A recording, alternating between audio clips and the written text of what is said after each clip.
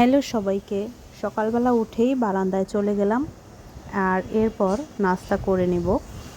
সকালে যেহেতু মার বাসায় আছি সেহেতু আর নিজে রান্না করা লাগে না বা নাস্তা তৈরি করা লাগে না।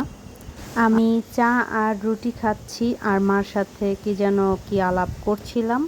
এরপর রেডি হয়ে নিলাম একটু বাইরে যাব, বাট দেন আর কোনো ভিডিও ক্লিপ নেওয়া হয়নি।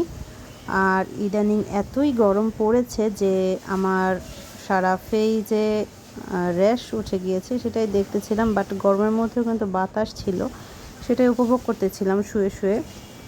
এত পরিমাণে র্যাশ উঠে গেছে ফেইজে যে আমি নর্মালি কোনো কিছু ইউজ করতে পারতেছি না।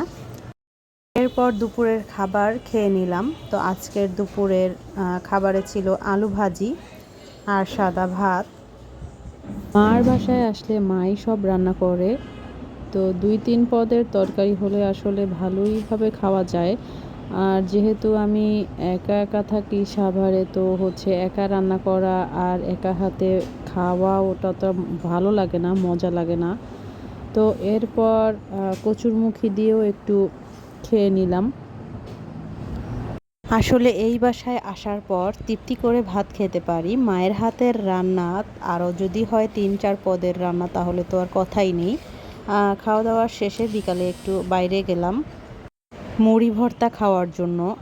মিরপুরে আসলে আমি বাইরে একটু বেশি যেতে ইচ্ছা করে, কারণ সাভারে কিন্তু সবসময় আমি বাইরে যেতে পারি না বাচ্চাটাকে রেখে, বা এখন বাচ্চাকে নিয়েও গেলেও সমস্যা নাই, তারপরও যাই না আর কি। আর এই তো আমি মুড়ি খাচ্ছিলাম আর কি যেন আমার বোনের সাথে বলতেছিলাম আর উপভোগ করতেছিলাম। এর মধ্যে আর একটা দুর্ঘটনা ঘটে গিয়েছিল, সেটা আমার মেয়ে ওখান থেকে ব্যথা পেয়েছে আর সেখানে বেশিক্ষণ স্টে করিনি, দেন সেখান থেকে চলে আসছি। খাওয়া দাওয়ার শেষে সন্ধ্যাও হয়ে গেছিলো, এজন্য আর রাস্তায় বেশি দেরি করিনি, আজানের পর পর যেহেতু। তো তাড়াতাড়ি করে বাসা চলে এসেছিলাম। আর আজকে বেশি ভিডিওটা লং করব না। তো আজকে এই পর্যন্তই। Tata, bye bye.